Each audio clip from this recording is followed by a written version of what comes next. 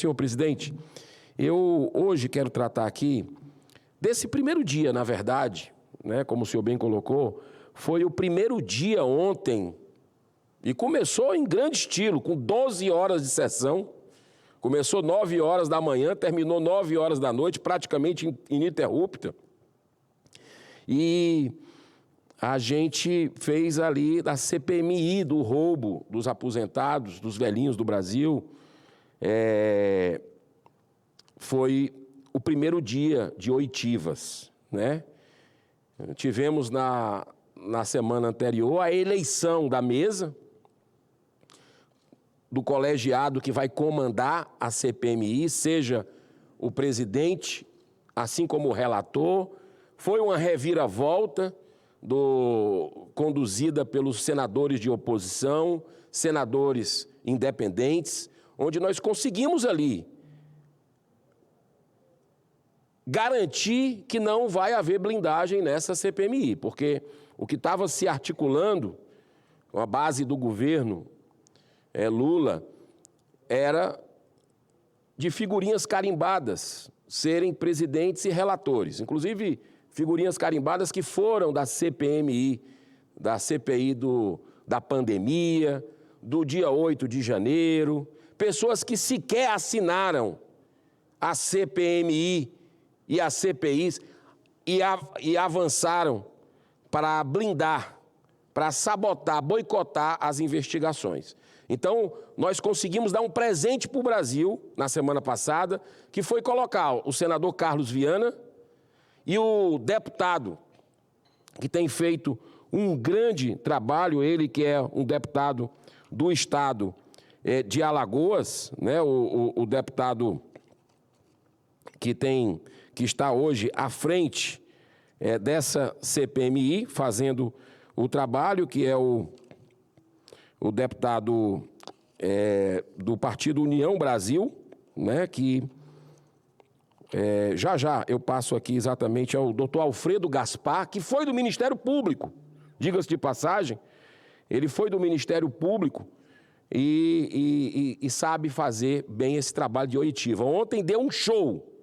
Começando essas oitivas, né, nós tivemos ali a defensora pública da União, doutora Patrícia, né, que eu vou relatar aqui um pouco do que ela trouxe para a gente, assim como depois dessa reunião que foi aberta, teve uma reunião fechada por uma questão de prerrogativa de um policial federal, um delegado da Polícia Federal, doutor Bruno, que esteve até 9 horas da noite nessa sessão e eu fiquei do começo ao fim, porque ali foi algo que extraiu muita coisa positiva para a investigação.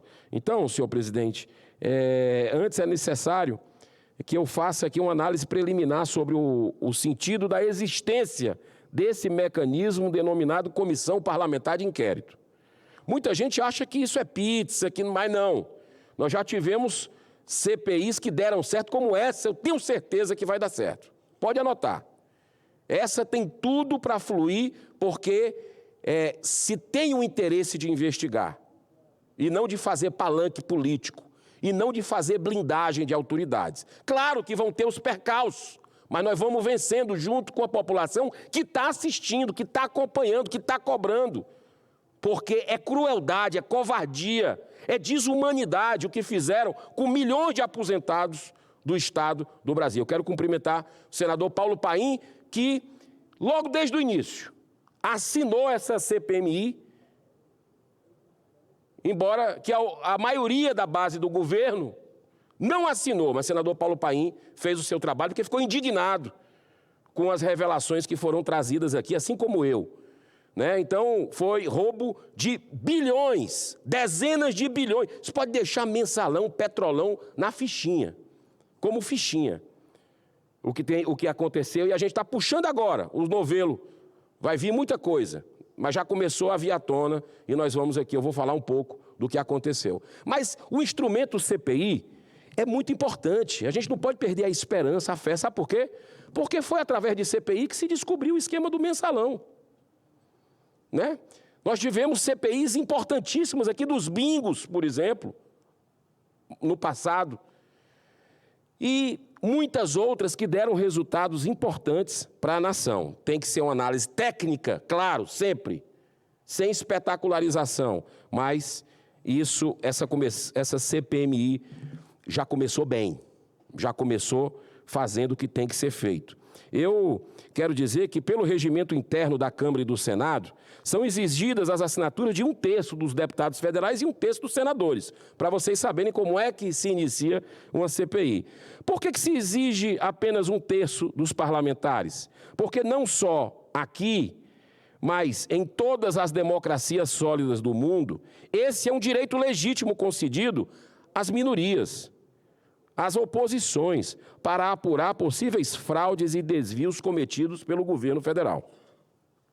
Foi no mês de abril desse ano que veio à tona esse gravíssimo escândalo resultado da Operação Sem Desconto, deflagrada pela Polícia Federal em conjunto com a CGU, que descobriu um esquema bilionário estimado inicialmente, isso na época, já ultrapassou dezenas de milhões, de bilhões, B de bola e de índio, mas inicialmente tinha sido ali constatado por volta de 6 bi de reais, afetando cerca de 4 milhões de aposentados e pensionistas no Brasil. E por que essa CPMI só iniciou os trabalhos no dia de ontem, dia 28 de agosto? Praticamente ontem foi a primeira. Aliás, praticamente não, foi a primeira oitiva, né? 4 meses depois do escândalo vir à tona. Por que aconteceu? Porque o procedimento demora. A gente conseguiu colher as assinaturas rapidamente, né? Foi um requerimento, inclusive, da senadora Damares, junto com a deputada Coronel Fernanda, e ficou aqui na presidência esperando a leitura no Congresso Nacional, porque diferente de uma CPI do Senado, que é lido aqui na mesa do Senado Federal, essa precisa ser feita no Congresso, que reúne Câmara e Senado. E demorou que se marcassem a data da reunião do Congresso. Quando se marcou, foi lido e nós iniciamos ali as indicações. Então, o que todo o Brasil assistiu é que parlamentares governistas da base do governo Lula, com exceções como Paulo Paim, em sua grande maioria, não assinaram o pedido da CPMI e optaram pela procrastinação, jogar para frente, empurrar com a barriga essa investigação. Por que será? Já começa a ficar com o pé atrás. Tem medo de quê? Estava sendo preparado um forte esquema de blindagem com a indicação de um senador governista para assumir a presidência. Estava dando até entrevista já. Estava dando como certo. O presidente da Câmara, Hugo Mota, parabenizou um senador aqui do Senado, indicado pela base governista, que seria o presidente. Parabenizou um outro deputado federal, que seria o relator, para blindar. O fato é que estava em curso uma repetição do fiasco que foi, né, da CPI da Covid, que virou um circo, né, transformada vergonhosamente no palanque eleitoreiro antecipado com o objetivo de desgastar o governo, fazendo palanque em cima de caixões, que aí mostra realmente o escárnio, né, de gente morta e ali se fazendo política. E eu falei, no primeiro dia dessa CPI, da vitória que foi da oposição de ter conseguido colocar senadores independentes e de oposição no comando. Principalmente ali no comando é de independentes, está muito claro pela condução equilibrada, né?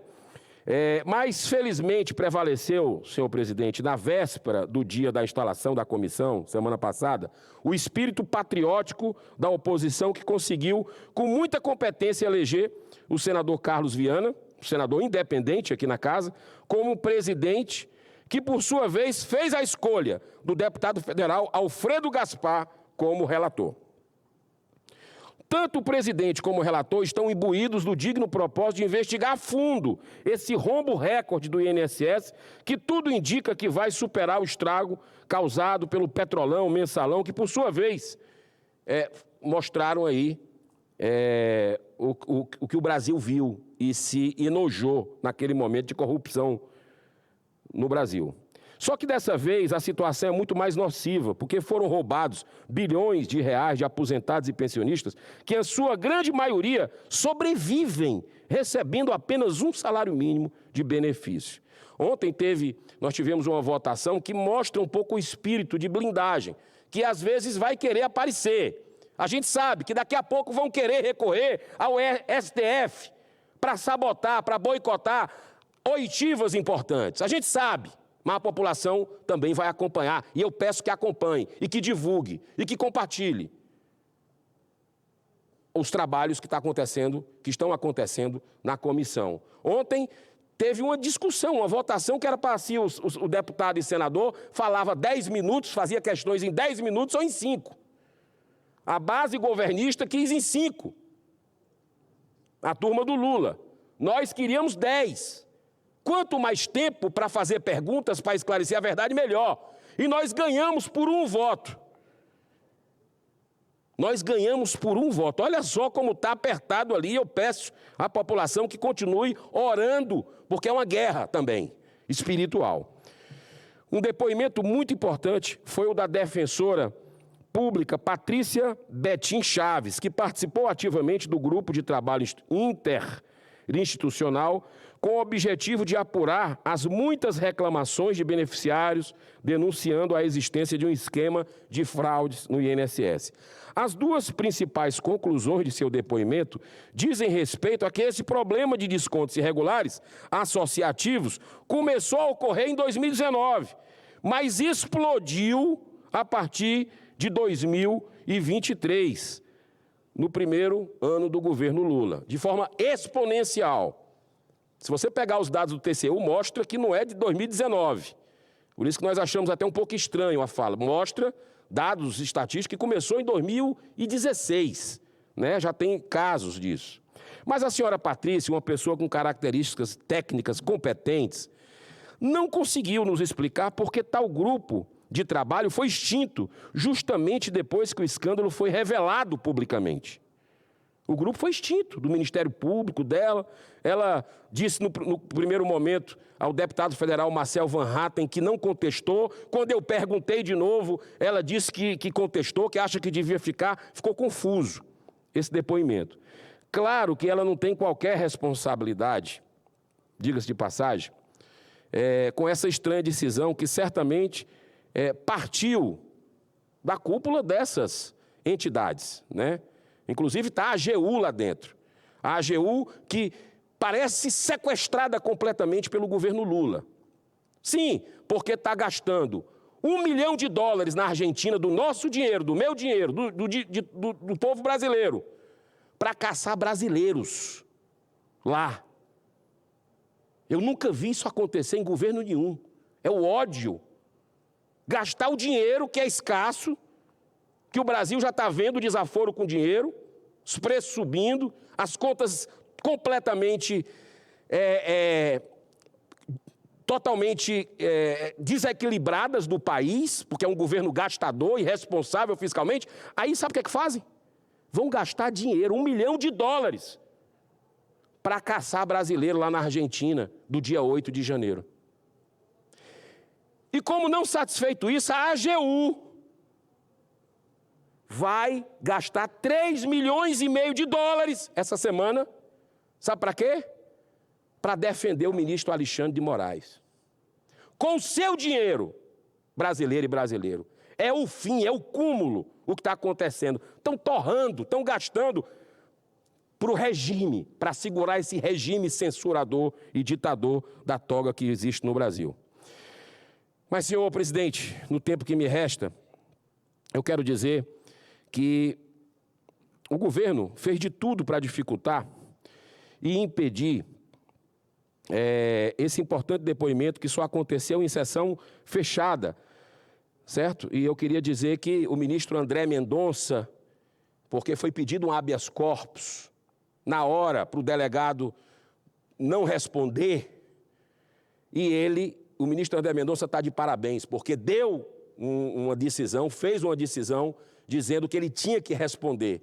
não sobre investigações futuras, mas sobre a passada, a já deflagrada. E aí essa oitiva com o delegado fluiu e foi fantástica a sessão, né? Então, eu não posso e não farei qualquer comentário sobre o conteúdo do depoimento, mas eu devo registrar o inadequado comportamento de alguns parlamentares governistas que, ao invés de buscarem a verdade, repetiram falas e falaciosas narrativas, muito mais do que isso, tentando intimidar o relator e o presidente, dizendo que iam fazer representação. Quem diz que vai fazer, não diz. Quem vai fazer, faz. Então, ali foi muito firme o posicionamento do senhor relator, doutor Alfredo Gaspar, assim como do presidente Carlos Viana. Então, senhor presidente, eu também acho que não agiu corretamente a Advocacia Geral do Senado com um parecer ontem à noite que, ao invés de concordar com a omissão, né, eu não entendi o parecer dela para que não se saiba onde esse tal desse careca do INSS, que roubou bilhões de reais dos brasileiros, que é uma parte central no esquema, onde ele circulou aqui dentro do Senado Federal. É um direito de transparência das pessoas saberem, né? Nós não vamos deixar barato porque o Senado decretou um sigilo de 100 anos. Isso sabota, isso boicota as investigações da CPMI e nós não aceitaremos isso. Então, senhor presidente, já lhe agradecendo a tolerância, mesmo ainda em seu primeiro dia, a CPI já demonstrou sua importância para suprir falhas evidentes das organizações de fiscalização do país. Muita gente já deveria estar presa há muito tempo. Você sabe quantas pessoas estão presas depois de carro apreendido, de descoberta de offshore, com muito dinheiro fora do Brasil dessa turma, tudo documentado? Bens apreendidos, sabe quantas pessoas estão presas? 0. 0 pessoas presas. Por muito menos, na Lava Jato, já tinha uma dúzia. Olha só o que está acontecendo e nós precisamos entender, senhor presidente. Gente que enriqueceu instantaneamente roubando dinheiro dos aposentados e pensionistas. Nesse último minuto não passo mais disso. Estamos no caminho certo. A justiça e a verdade hão de prevalecer. Essa não é apenas uma batalha contra a corrupção, a favor da ética, contra a impunidade, mas, acima de tudo, uma questão de humanidade. Nós precisamos ir até o fim. Eu encerro com esse pensamento nos deixado por Divaldo Pereira Franco, que psicografou muitas falas do Dr. Bezerra de Menezes, que é o aniversariante do dia. Ele dizia o seguinte, Divaldo, que desencarnou esse ano: o mal não tem vida própria, é apenas a ausência do bem. Quando o bem se faz presente, o mal bate em retirada. E, para encerrar, nos 22 segundos que faltam, Bezerra de Menezes, uma fala dele marcante: é preciso que alguém interrompa o ciclo de ódio e desamor através do perdão. É isso que a gente precisa, por isso a anistia é tão importante nesse momento para a união do Brasil. Muito obrigado, senhor presidente.